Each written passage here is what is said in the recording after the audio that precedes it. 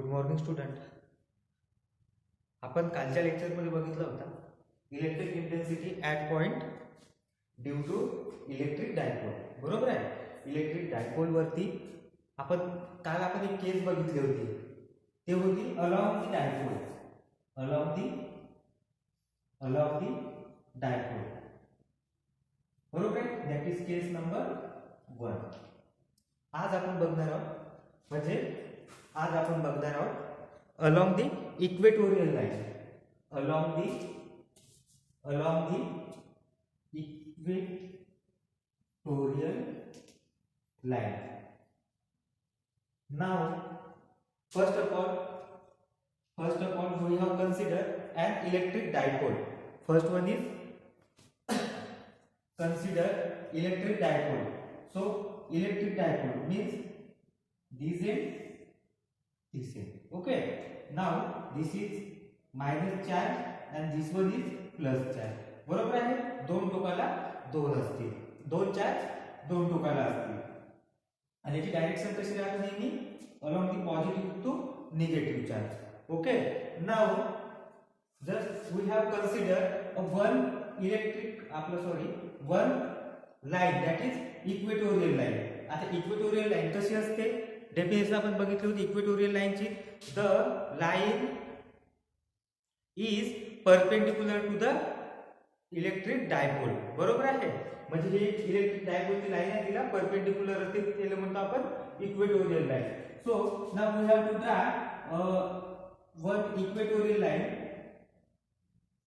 At the centre of electric dipole. This one. Okay, this is the equatorial line. So we have considered that is a P point. Okay, P point आहे. बघा आता हा minus charge आणि हा plus charge हे या P पॉइंटला किती amount of electric intensity produce करतात आपल्याला ते फाइंड आउट करायचं आहे. बरोबर आहे. एक मायनस चार्ज जो असतो तो याच्यावर इलेक्ट्रिक इंटेन्सिटी तयार करेल आणि जो पॉझिटिव्ह चार्ज आहे तो सुद्धा याच्यावर इलेक्ट्रिक इंटेन्सिटी प्रोड्यूस करेल. Okay. So now we have to draw to join this line. बघा याच्या आता किती amount of field, that is consider point A, consider point B and this one is C, that is centre point is C. आता बघा याच्यामधला distance जो असतो हा complete distance किती असतो, ट्वाइस याचा असतो. बरोबर आहे. आपल्याकडे इलेक्ट्रिक डायपोल होता P इज इक्वल टू काय होता Q इंटू 2L हे होता. आता बघा A पासून C पर्यंतचा किती डिस्टन्स असेल, दॅट इज L, आणि C पासून B पर्यंतचा डिस्टन्स हा असेल L. आणि हे जे इक्वेटोरियल लाईन आहे ही equatorial line from C to P याचा डिस्टन्स आहे R. Okay. Now and this distance is A to P is under root of R square plus L square. बरोबर आहे. A पासून P पर्यंतचा डिस्टन्स आहे under root of R square plus L square.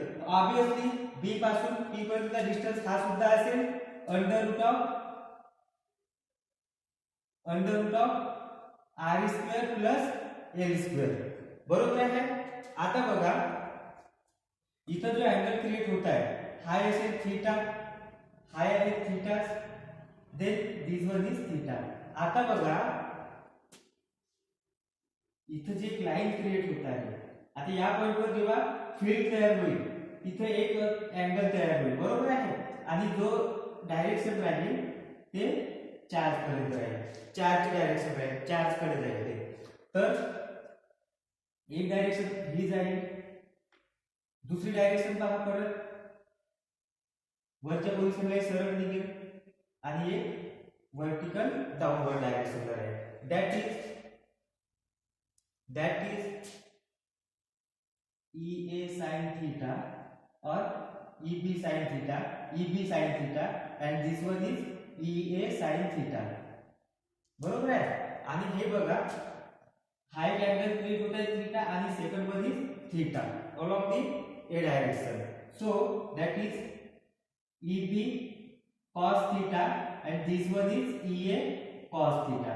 आता बघा cos theta EA and EB cos theta EA and DB cos theta हे एका डायरेक्शनला आहे आणि बघा sin थीटाचे कंपोनंट बघा एक वर्टिकल अपवर्ड डायरेक्शनला आहे आणि सेकंड आहे वर्टिकल डाउनवर्ड डायरेक्शन. तर काय करणार हे जे असतात ते कंपोनंट एकमेकांना बॅलन्स करते बरोबर आहे.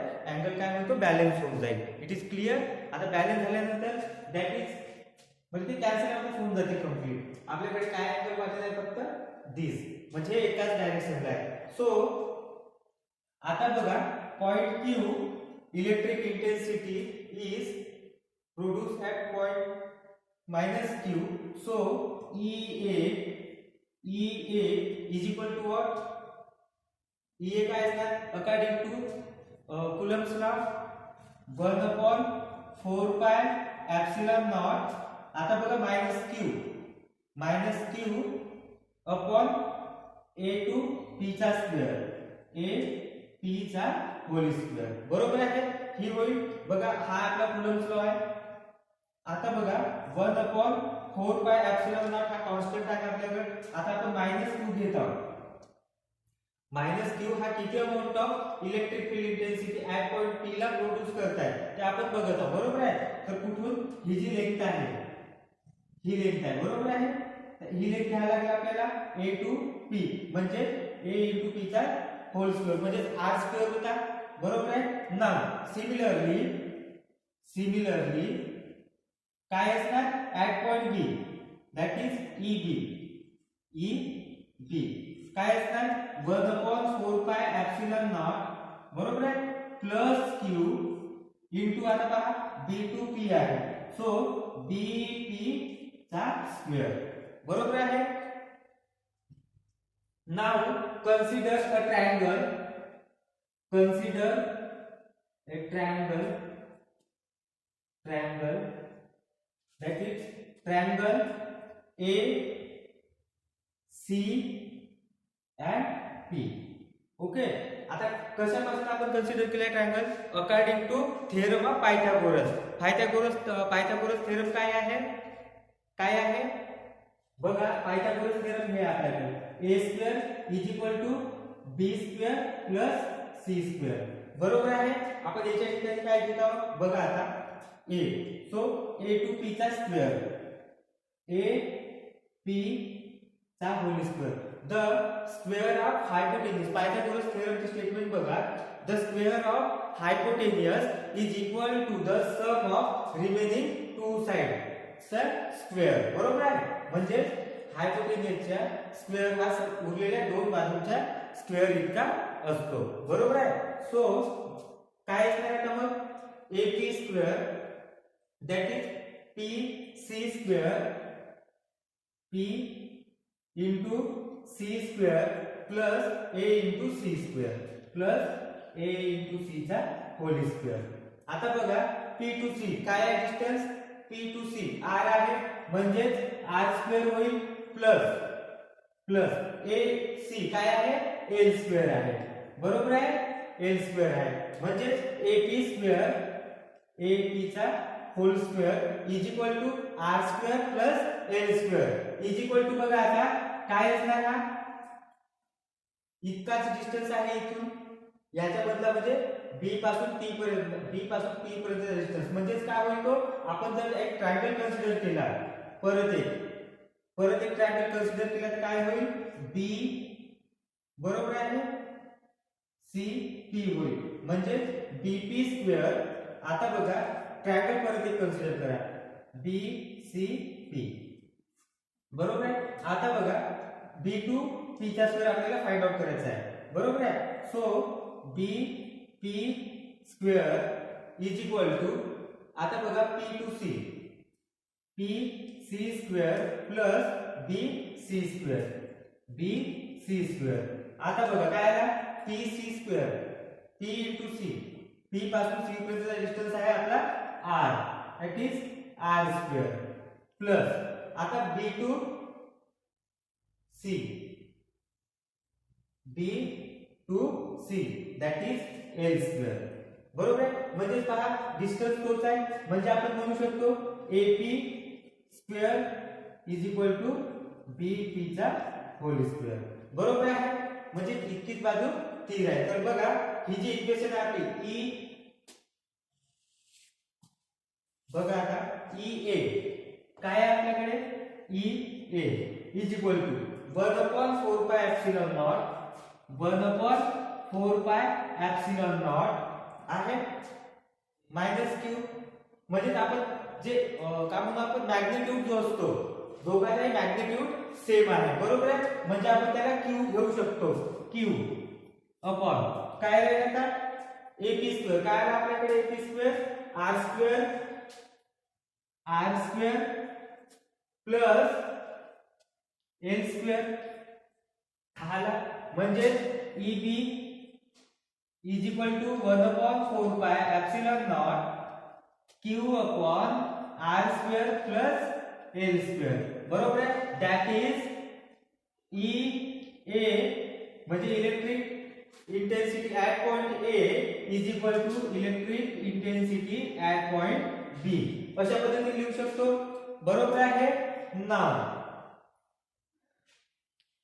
आता बघा इथं आपली डेफिनेशन काय असतो इलेक्ट्रिक डायपोलची, P is equal to q into twice l, बरोबर आहे. Q into twice L.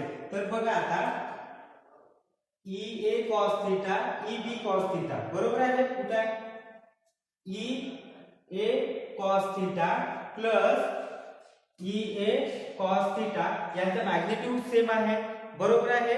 म्हणजेच आपण electric intensity, total electric intensity काय घेऊ शकतो, E A cos theta plus E A cos theta plus E B cos theta, E B cos theta. ह्या पद्धतीने आला आपली इलेक्ट्रिक फील्ड इंटेन्सिटी टोटल ह्या पद्धतीने निघेल. तर काय होणार आता बघा E A is equal to E B आहे, म्हणजे आपण याला या पद्धतीने लिहू शकतो E B is equal to E B cos theta is equal to E A cos of theta. ह्या पद्धतीने लिहू शकतो, बरोबर आहे. So E A cos of theta plus E A cos of theta काय होईल पूर्ण 2 E A cos of theta, बरोबर आहे. 2 E A of cos theta. So total electric intensity 2 into E A काय आहे आपल्याकडे आता बघा E A is equal to E B. So 2 into 1/4 pi epsilon naught q upon r square plus l चा square into बघा आता cos theta आहे. तर cos थीटा कुठून मिळेल आपल्याला, cos थीटा मिळेल आपल्याला डायग्राम वरून, बरोबर आहे. cos थीटा कुठून मिळणार आपल्याला डायग्राम वरून, माहिती डायग्राम. तर cos थीटा काय असणार आता बघा इथं आपण जेव्हा cos थीटा घेतो तर काय घेतो आपण, हा ट्रायंगल जो असतो त्याचा बेस अपॉन हायपोटेन्यूज. काय घेतो बेस अपॉन हायपोटेन्यूज. तर बेस काय आहे ट्रायंगलचा l आहे, l अपॉन काय आहे बघा l upon under root of याचा डिस्टन्स पहा किती आहे, हायपोटेन्यूजचा distance under root of r square plus l square, under root of r square plus l square, बरोबर आहे. Base upon hypotenuse it is nothing but the cos theta. So 2 into 1/4 pi epsilon not, बरोबर आहे. हे term तशी झाली into Q upon R square plus L square, R square plus L square into L upon बघा आता under route घेत आहोत म्हणजे त्याला पॉवर आहे 1/2, बरोबर आहे. अंडर रूट घेत आहोत पण त्याला काय आपल्याला अंडर रूट जर म्हणजे under root L square plus R square is nothing but the L square plus R square to the power 1/2, बरोबर आहे. आपण अंडर रूटची व्हॅल्यू किती घेतो 1/2 घेतो. सो याला आपण अशा पद्धतीने लिहू शकतो R square plus L square to the power 1/2, बरोबर आहे. आता काय येणार 2 into q किंवा 2q into l अपॉन 4 पाय epsilon नॉट, बरोबर आहे. जशी कशी टर्म आली r square plus l square into r square plus l square to the power 1/2. जर याला आपण कंबाईन केलं याला पॉवर 1 आहे, बरोबर आहे. याला पॉवर काय नाही म्हणजे 1 आहे, याला पॉवर 1/2 आहे. 2 into 1 2 into 1 is 2 plus 1 is 3. म्हणजे काय होईल r square plus l square to the power 3/2, बरोबर आहे. ह्या पद्धतीने लिहू शकतो मी याला. with according to this calculation, after this calculation now the term is remaining here. Okay, so now what is term remaining? आता बघा 2 into ql कुठे आहे आपला 2 into q into l. तर बघा 2 आहे q आणि l आहे, बरोबर आहे. म्हणजे याला आपण इलेक्ट्रिक डायपोल म्हणू शकतो according to definition of electric dipole. So electric dipole म्हणजे E is equal to magnitude of E is equal to काय येणार P upon P is the electric dipole upon 4 pi epsilon naught r square. आता बघा इथं बघा l square, हा जो l square असतो याचा डिस्टन्स अकॉर्डिंग टू r, बरोबर आहे. r जसं r वाढत जाईल किंवा जशी लेंथ त्याची वाढत जाईल तसा काय मिळेल आपल्याला electric field intensity. Electric field आहे कोणत्याही पॉइंटवर बघा या पॉइंटला इलेक्ट्रिक फील्ड हा जो चार्ज आहे या पॉइंटला जर याच्या पासून जर आपल्याला इलेक्ट्रिक फील्ड इथे मिळत असेल ह्या डिस्टन्सला तर खूप जास्त मिळेल, बरोबर आहे. आणि जर याच पॉइंटला जर आपण इथं कन्सिडर केला तर आता बघा हा पॉइंट या पॉइंटवर इलेक्ट्रिक फील्ड इंटेन्सिटी खूप कमी प्रोड्यूस करणार, बरोबर आहे. कारण त्याची लेंथ वाढत आहे. म्हणजे जशी length is increase now electric field is decrease. Okay, so as compare to r the l is very small. म्हणजे काय आहे r is more greater than l, बरोबर आहे. म्हणजे r square is greater than l square. तर आपण l इथून neglect करू शकतो, बरोबर आहे. म्हणजे आपली काय फील्ड जे मिळत आहे इलेक्ट्रिक फील्ड लेंथ जशी वाढत आहे तशीच आपली इलेक्ट्रिक फील्ड कमी मिळत आहे. तर बघा आपण l ला आपण निग्लेक्ट करू शकतो कारण तो नाहीच्या बरोबर आहे, बरोबर आहे. Is negligible. So l is can neglect. So what is remaining r square to the power 3/2, बरोबर आहे. आता r टू दी पॉवर 3/2 आहे तर बघा p अपॉन 4 पाय epsilon naught बघा हा स्क्वेअर आहे आणि हा कॅन्सल होऊन जाईल. What is remaining r cube. तर याला आपण अशा प्रकारे परत एक्सपांड करू शकतो. काय करू शकतो 1 अपॉन 4 पाय epsilon naught into p upon r cube. This is the electric intensity at point P. Electric intensity produced at point P of the equatorial line. Okay. So now next class we have discussed numerical problem. Okay.